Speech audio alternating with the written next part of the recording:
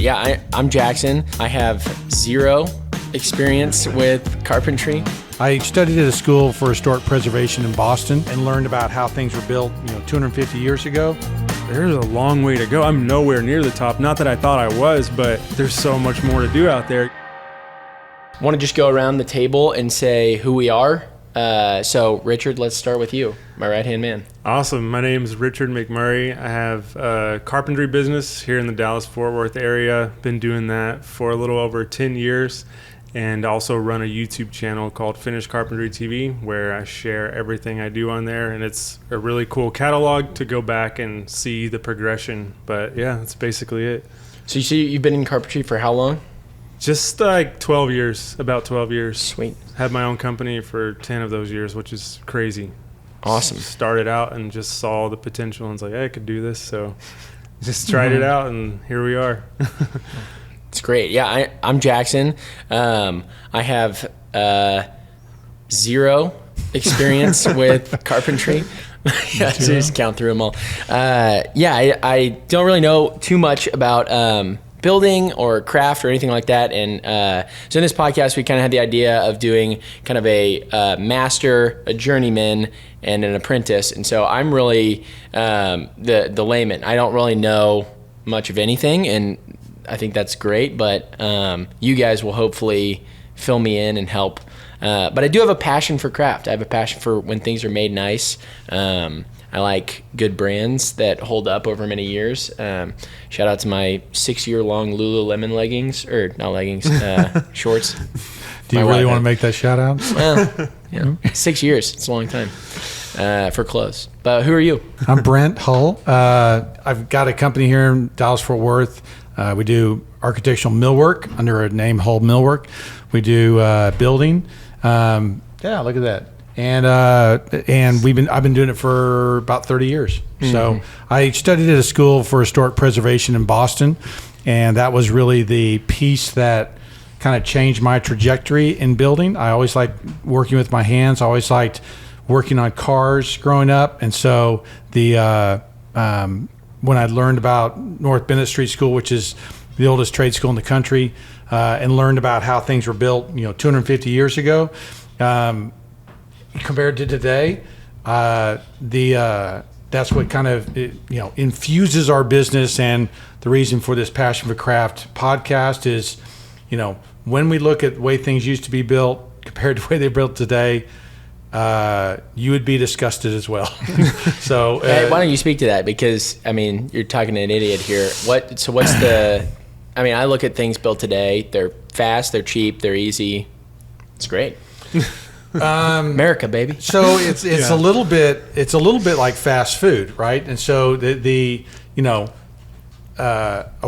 cheeseburger is a pretty damn good thing, but it's bad for you, right? You're going to get fat if you eat them, and then too many fries and things like that. And so we are building houses like we're like fast food.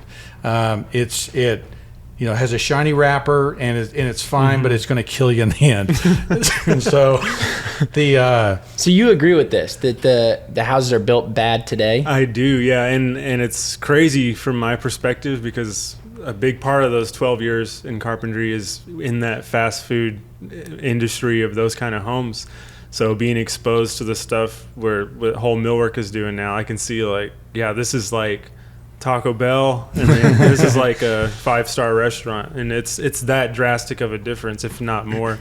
I totally agree with that statement. Yeah. So what are some of the symptoms of this? Because we've all had to replace something in our house before, but I don't imagine some of these things as being life-threatening or terrible. So what's the... you'd be surprised. Yeah, walk me through. What's going on? Well, I think Brent mentioned this in a video. I remember him talking about how if you take something and copy it, like on a Xerox machine, the first couple of copies are going to be, presentable, legitimate.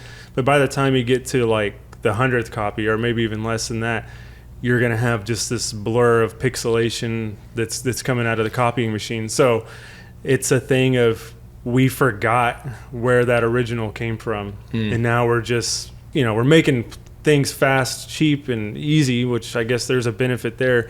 But it doesn't have to be as bad as it is out there. Like we should walk through a neighborhood of like a new development, and we could point out things, like. Well, and yeah, I mean, yes, and we were talking about shutters earlier, right? Shutters today have become the ill-proportioned plastic thing that we screw to the wall beside a window. It may not even fit, and and we end up putting these stickers on our houses. I want a traditional house. Here, I'm going to put a column on my house, or I'm going to put shutters, or I'm going to add a keystone. Historically, a keystone was actually a structural member that supported the brick opening over a window. What's a keystone? Sorry. So when you have a door or window opening, you'll have a lintel that goes across. That's supporting that opening, and sometimes you'll see a keystone. Keystone is in an arch. It's the one right at the top. Oh, okay. That keeps the arch from falling in. So we've forgotten how all these things used to have actual purpose, and now we're just using them as stickers and go, I need to, I'm going to put it here. It's if it wasn't so, ugly and bad, it would be funny. But it's like people are spending money doing these stuff, and it's just like it's waste of money. It's just a waste of time, and the skill level that it used to take to hang a shutter, to fit a shutter, to make sure they fit and so that actually it could close, the hardware, all the different things. And, that's just one example of thousands that we're screwing up houses today. I mean, I do think about the column one. I have a column right outside the house that we have, and I accidentally walked into it one day, and it literally just shifted out.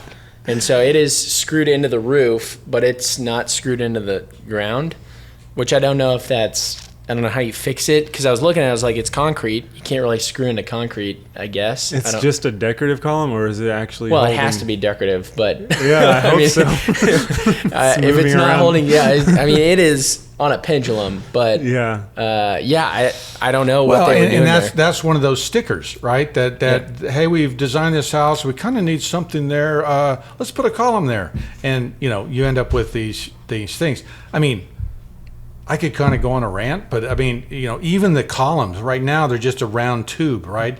Historically, they actually had shape and movement called entices, that they were bigger at the bottom and thinner at the top, and there was a proportion relationship. I mean, anyway, and here's why we're doing this podcast, right? Is that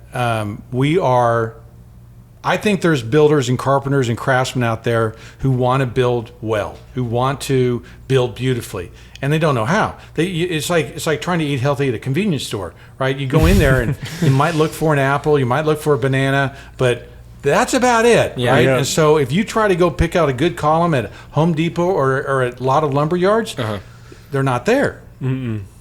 I mean, this. You did that video on the trim thing, and just that, the board at one of the big box stores. And yeah. I mean, and I think you're right. People do want to produce something good.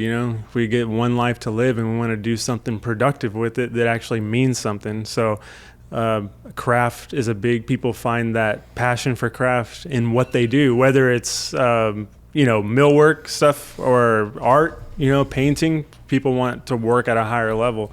So, I did a little video on a Windsor One board, which is a very good board, versus like a board from, I'll just say the name, Lowe's, Called out. We lost that sponsorship. Dang. It's out the window. So the Lowe's board was basically, just a real thin board. It was a finger jointed board, which the Windsor One is as well, which finger joints when they take wood and join it together, so you can kind of get longer pieces and use more of the tree. Edges to in the middle of a long board. Because it's all radiata pine, so to use the tree more efficiently, they join it together. Well, anyways, the Lowe's one claims it's a 3/4, but it's like an eighth of that is a primer called a gesso coating. So it's real bad if you got to sand it down. So it's just paint?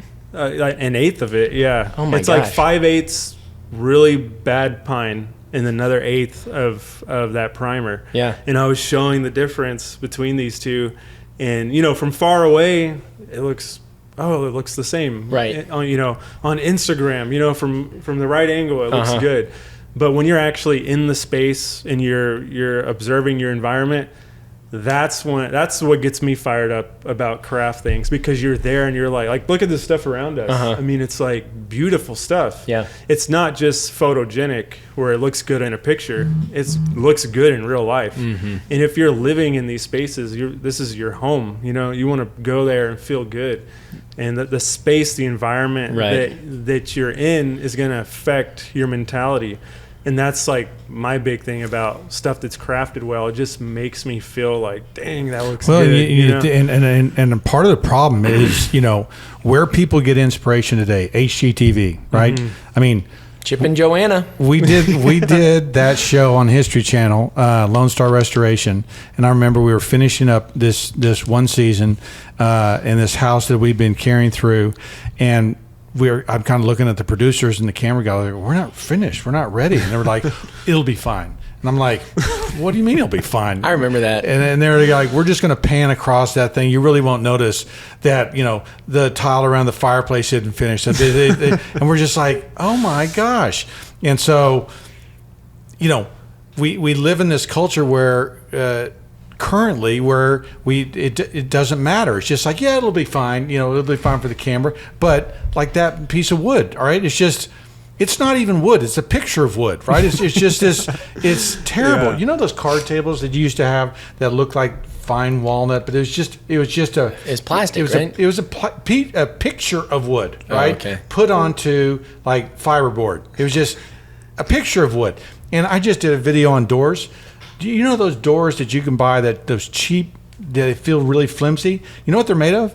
Cardboard and styrofoam. You have.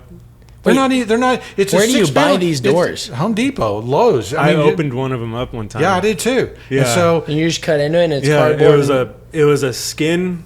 yeah, it's A two skin on skins. each side, and then a cardboard, like, so they can't push together. But yeah, exactly. Yeah. Because otherwise, you might push your hand right through the dang thing. It's terrible. It makes you feel good when you get into an argument, though. You can punch really through a door. emphasize your point, yeah. Yeah.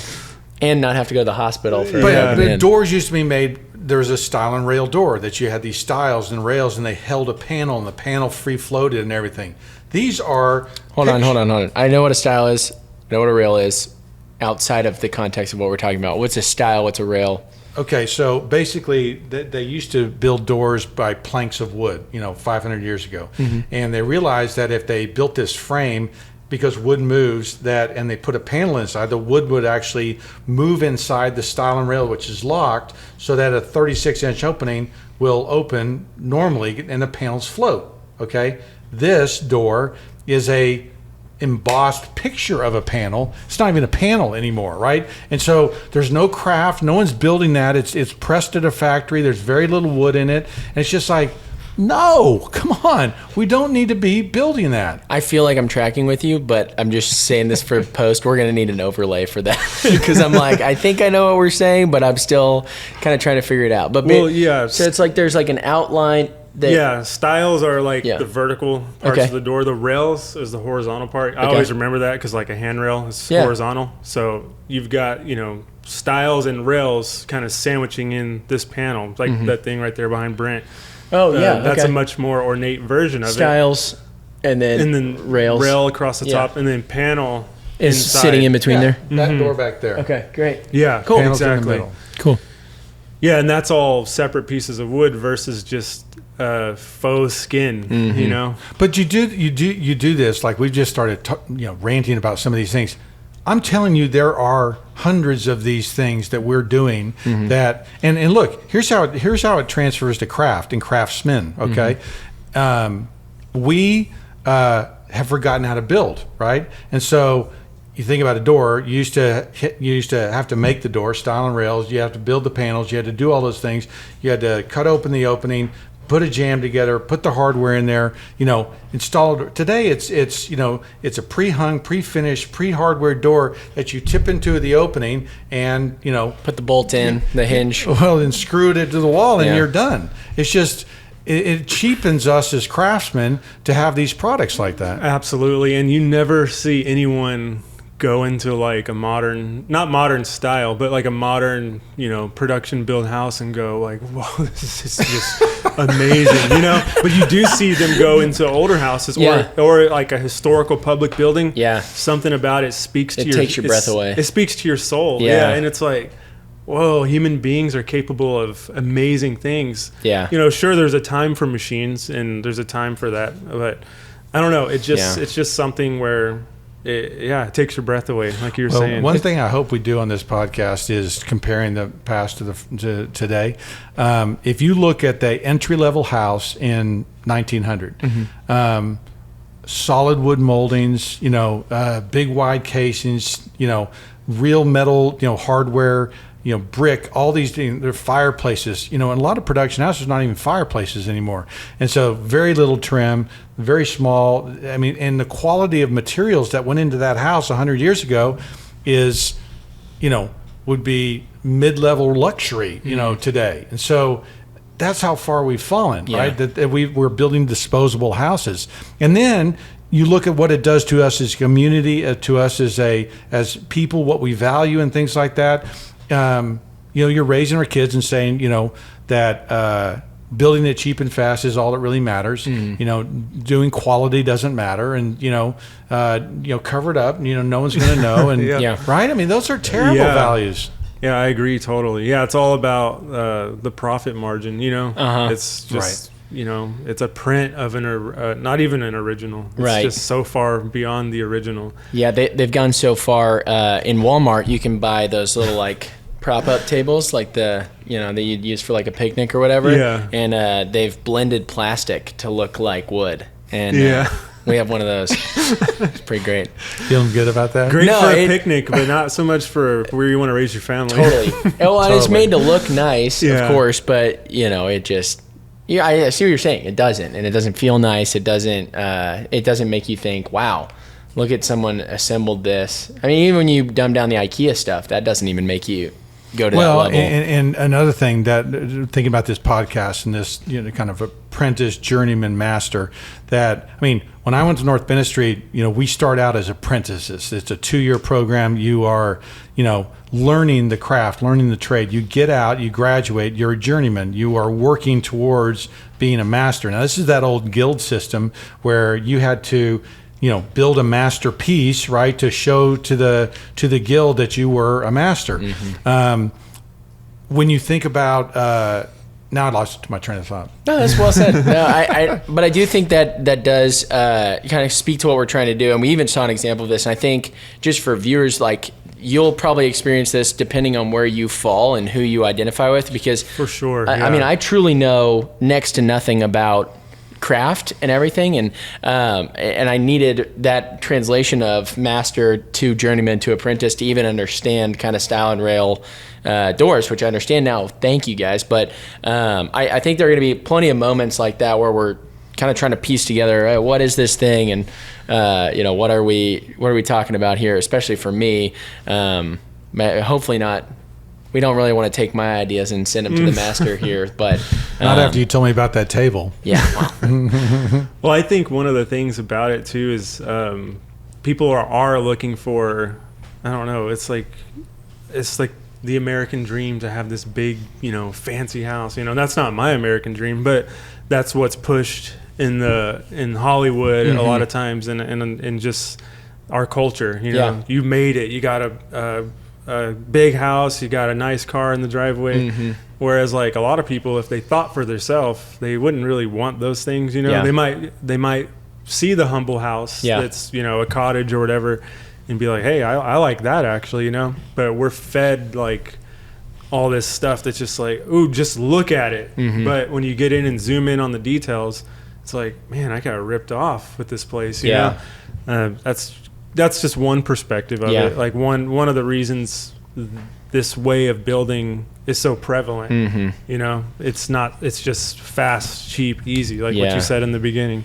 They're bad habits we get into, and the homeowner doesn't know to ask for more, right? And I wrote that book, Building a Timeless House in an Instant Age, to homeowners so that they would tell their builders, I'm not accepting that, right? I don't want you to put that into my house. I demand more. And until the homeowner really demands more, or until the craftsman, builder, educates the customer. Richard, when you're on a job, we've been talking about customers and what they expect, but it was really our job to educate them. Look, that is a terrible trim. You don't want that trim. We need to put this trim in there, and here's why. Because they don't know. So Absolutely. Let's talk about this a little bit, because I do think this is an important thing. There's I lead a ministry, and one of the things we always say there is don't swoop and poop. And basically what that means is we don't want to come in and just say, hey, that idea is terrible. That's the worst thing ever. And then just leave it there. So swoop, poop, and then head out, right? What we want to do is we want to come in and provide an alternative and provide a better... This is a family podcast. Please don't read it. This is great, yeah. I wonder what they're going to say when I don't want to swoop and poop in your house. But what? Get out. Yeah, that's great. We don't want any of our contractors swooping and pooping, but I think the goal is not just to identify what's bad, right? But how do we fix it? And so you're already starting to share a little bit about this, and I would love to hear just a more in-depth idea, because I'm sitting here and I'm thinking, my generation, we're all what's fast, what's easy, Amazon microwave generation, For sure. I want something in 6 hours that I ordered just then. So what's the fix? How do we start this back? The fix to that is, and I'm the same generation as you pretty much, is just that's not how great things are made. You're going to have patience for something like that. If someone says, hey, build me a style and rail door, that's going to take me a day to do that, you know, to figure out the opening, to build the jamb, to, make the Morrison tenons if I'm doing it that way.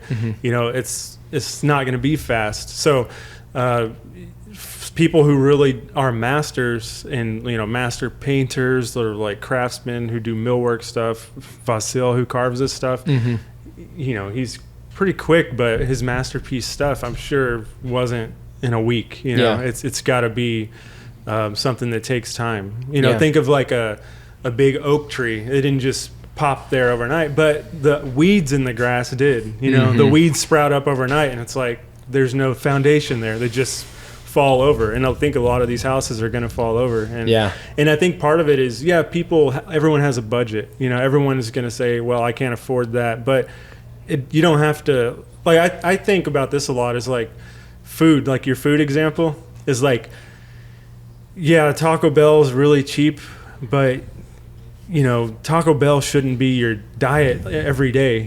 Like maybe you're in a bind on a road trip, so let's go to Taco Bell or whatever. But your daily nutrition should be like fruits and vegetables and stuff. This is great. I'm taking notes right now.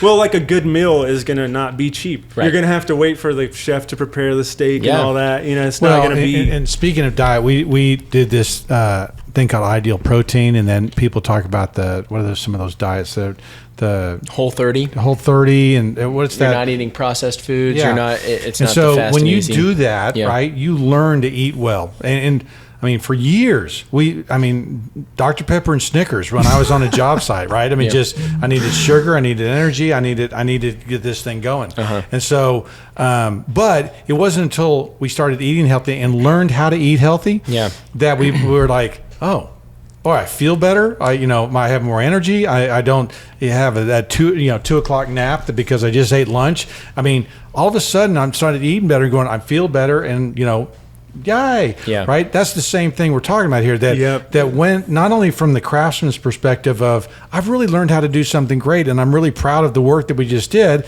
but also the homeowner goes, oh my gosh, I spent a little bit more, or that took a little bit longer, but I love it, and this is incredible, right? And so we are literally learning how to eat healthy again. Yeah. We're learning how to, or we're trying to teach how to, how to eat, how to find the diet, how to build again, right? Yeah. And so we've forgotten. Yeah, for sure. And I think a lot of that too is just going back to what I was saying earlier about what you're told to believe, or like you're driving down the road and there's like Whataburger, like all these ads, and you're just like, I guess that's what we eat, And then you see the houses, and you have that great phrase of like, the homeowner, I'm going to butcher it now, but the homeowner thinks because it's there, someone designed it, and the the builder thinks because it's sold, it must be well designed. Yeah. Yeah. And so that whole thing, I say that over and over again, right? The builder thinks that because it's sold, it's well designed. Yeah. And that's not true. It's a supply and demand thing. It could be a terrible house, right? Especially in this market right now, which would, everything's selling. Yeah. There's a bunch of crap being built right now, and it's selling, and they're going like, well, no one cares, you know, and they could be sitting there listening, and go, all my houses sell, I don't need to, and the homeowner thinks that, well, my gosh, look at this beautiful house, someone must have designed it, and they didn't design it. They actually, it's a set of plans, and they say, go pick your brick, go pick your windows, go pick your doors, and it's just they're assembling all these products, and so.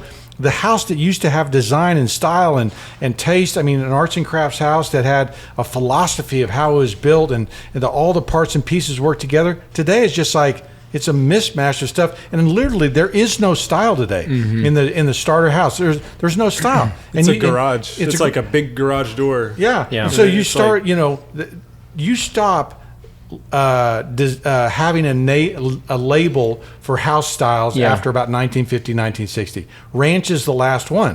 Now they're McMansions, right? Yeah. And so it's just, that's a problem. That's a problem.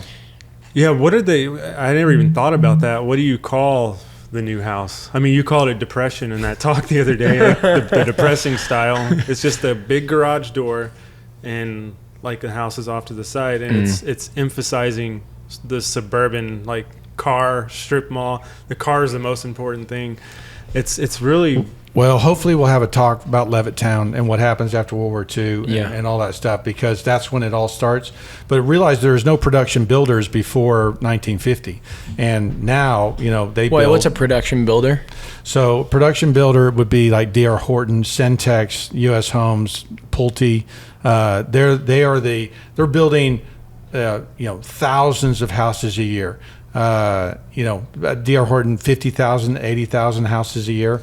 And but before that, in 1920, a big developer might build, 300 houses a year. And so these guys are, it's on an assembly line. And that's why, and what happens is, here's what happens, is a builder's starting out, and he goes around and looks at his market, and says, well, those are selling for 140. Those are selling for 160. I bet I could build mine and sell it right. And so he is learning how to build by what those production big guys are doing. Yeah. And so it isn't he's learned this craft of building and, he is apprenticed and journeyed and become this master builder. Yeah. He is a businessman looking around going, I could build that for less, which is fine. I don't care. Yeah. But when 90% of the houses, 95% of the houses are built that way, we've got a problem. Yeah, so we definitely have a problem stylistically. I totally understand that. That makes sense. I've seen some of the things we're talking about, like the shutters pinned to a house. I don't understand. That doesn't make sense why we have them anymore. We have solid windows now that are going to withstand stuff. So it makes sense. And then shades inside the house. There's no need for shutter. But so structurally, is there problems with it as well? Because I'm hearing there's some places that are using just paint basically to substitute for wood. There's vinyl and cardboard, and then I know you're working on the 100-year window. So what's going on? There has to be a fall off there as well. Between, does it last as long? Does it work? Does it? I don't know what you think. I'd probably say structurally, there's some houses built in the 20s that have terrible framing. As far as and are 20s good or bad? 20s are good. Okay. Everything pre-1940s is good. Okay. Typically, and concrete in 1900 was terrible, but concrete today is much better. But I don't some of those things engineering wise they're good. Yeah, it's and I don't think it's that the materials aren't available, because there definitely are superior materials available to what production builders are using, like MDF and some of the things we'll get into in future episodes. But I think the biggest problem, and when I first met Brent, I asked you, I don't know if you remember this, but I was like, you talk about all these, styles of homes and stuff. Do you think there's an actual reason the way things have gone? Why do we have these houses that don't have style? They're kind of just bland and boring. And I asked you, I was like, is that a good thing though? Because they're filling a need of supply and demand. All these people are moving here. You got all these millions of people in the Dallas-Fort Worth area, or other metropolis areas. They need a place to live. Maybe they don't have time to wait, for a crafted house. Is this a good thing? And you just said no. You just said no, it's not. And I was like, oh, okay. And that kind of was a moment for me to be like, this guy really is adamant about what he believes about crafted things. And I used to think like, hey, they are providing housing for people, but the biggest problem is not really the materials. Yeah. Lumber today is not as good as it was in the 20s, but the framing is sometimes better today. Yeah. It's the style of the house. It's the shutter. It's screwing the shutter to the wall. It's a non-functioning shutter. Mm-hmm. So if a storm actually came and you're like, oh, I need to close. What? This doesn't even move. I can't close my shutter. Oh, and then I had them on my house. I ripped them off. Yeah. Well, I unscrewed them, but I just because in HGTV they always show beating this stuff apart, but you can actually unscrew cabinets and take them off, but that's not as dramatic and good for the show. Well, it looks way better when Chip and Joanna have the sledgehammers in her. It's demo day, Joe. Yeah, exactly. Yeah. But I don't think it's the materials necessarily. They're available at least. It's still framing lumber. Here's the analogy I use, and I've talked about it, you've probably heard, but we look at the Egyptian pyramids, right? And we know everything about the Egyptians. We know, their technology, their science, what they believed, their hierarchy of structure, their gods, everything about them by looking at their buildings. Mm-hmm.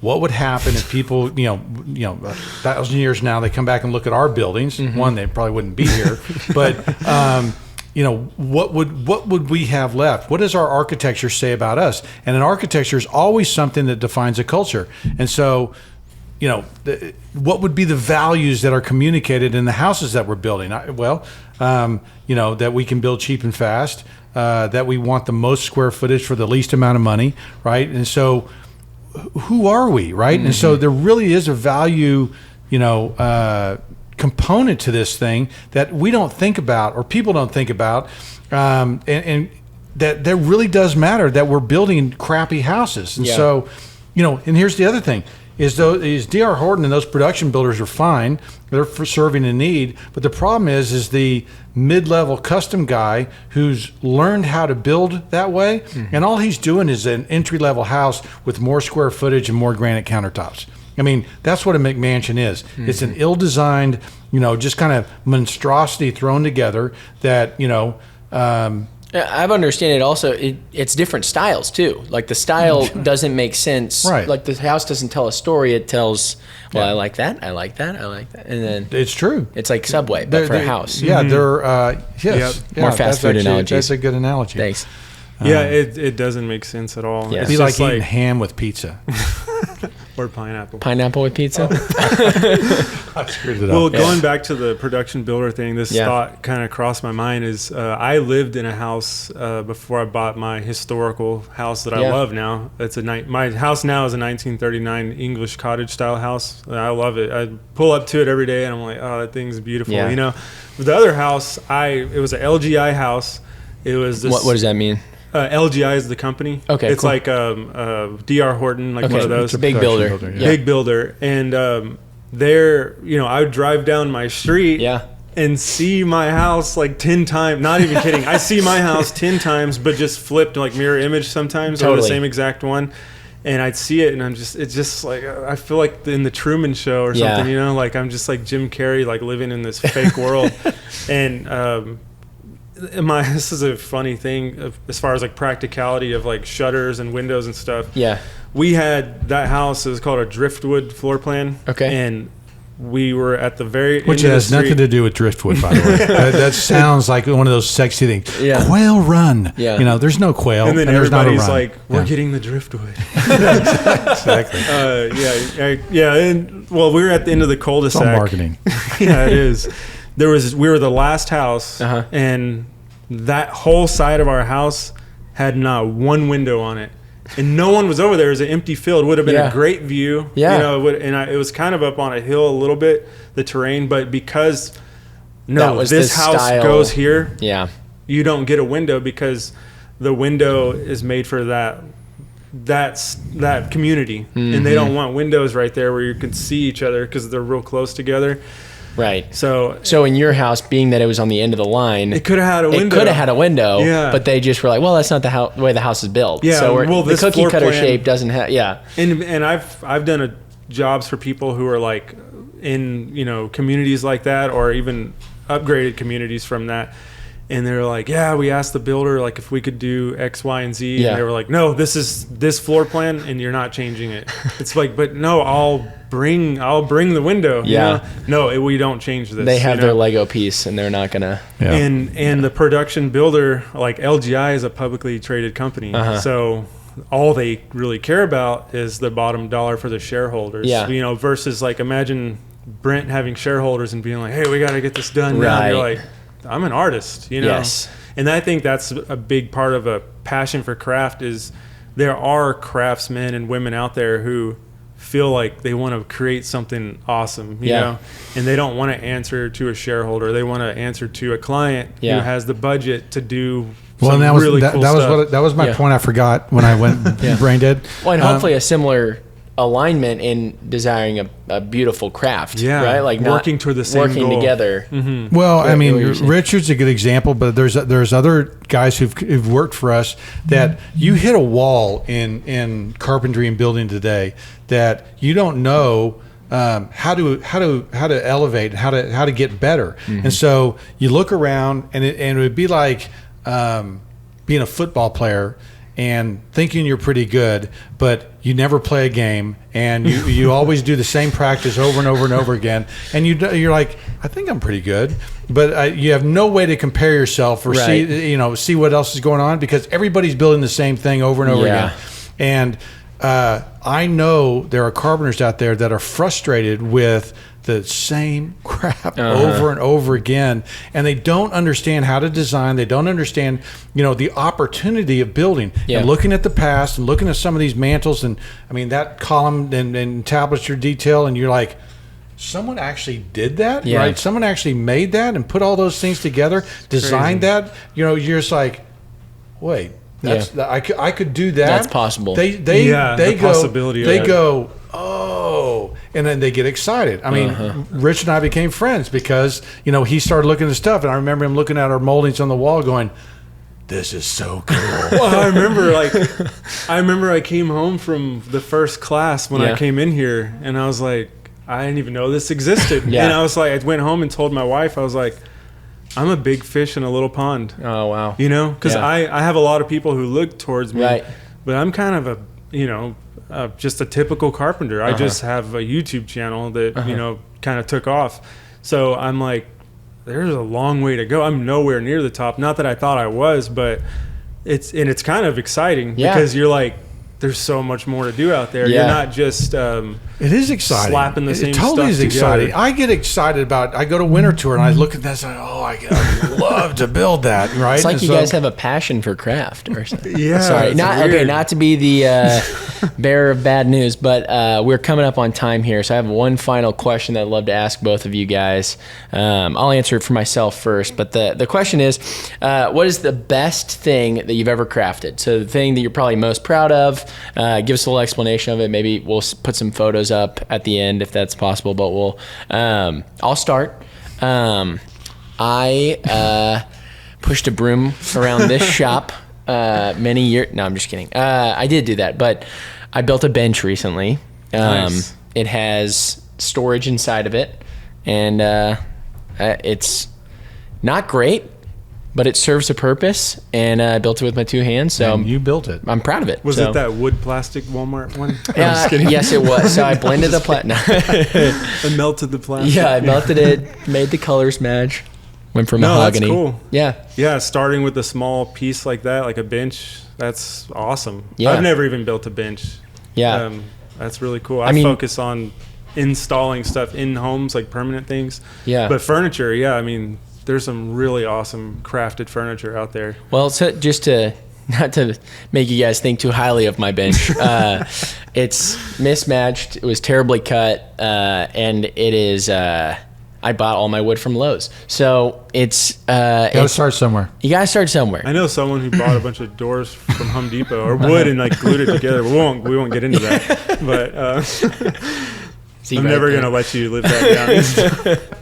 One of my early jobs, I the architect had asked for it to be made out of yellow pine, and I couldn't find yellow pine like roughed, so I went to Home Depot and bought pre-finished 3/4 inch boards, and I screwed and glued them together. They warped. They were just terrible. It was of course. it was bad, and so But what's the good Richard thing thankfully continues to remind me of that trip down. Yeah. What's a good thing you've Yeah, done? yeah, that's like good. a good crafted thing, the best build. So, I mean, we worked on we our company does a lot of restoration projects, and so we've worked on some pretty cool buildings. We worked on a Santa Fe depot in Temple, Texas, which was a lot of times in these small towns, these buildings have sat just unused for 30 years when they get restored, and so there's a lot of original fabric and original materials. I learn a lot from taking those things out. I mean, the reason we make stave core doors is because I was on that job and we saw stave core doors. We're like, why are these doors so straight still? They're over 100 years old. What is stave core? Stave core, we've got a stave core. Do they have a metal rod through them, like a staff in the core? They're this right here.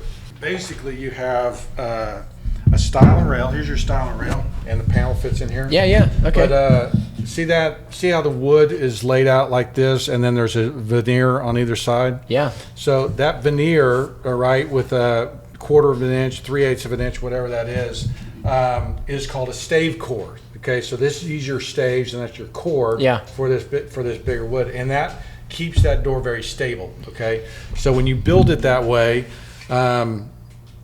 it basically the door won't move. So in modern days, this is cardboard. This is veneer one. This is cardboard. Yeah, that and there's outside. styrofoam inside. Because they just make it look nice on the outside. Yeah. Yeah, And it's then called tempered hardboard.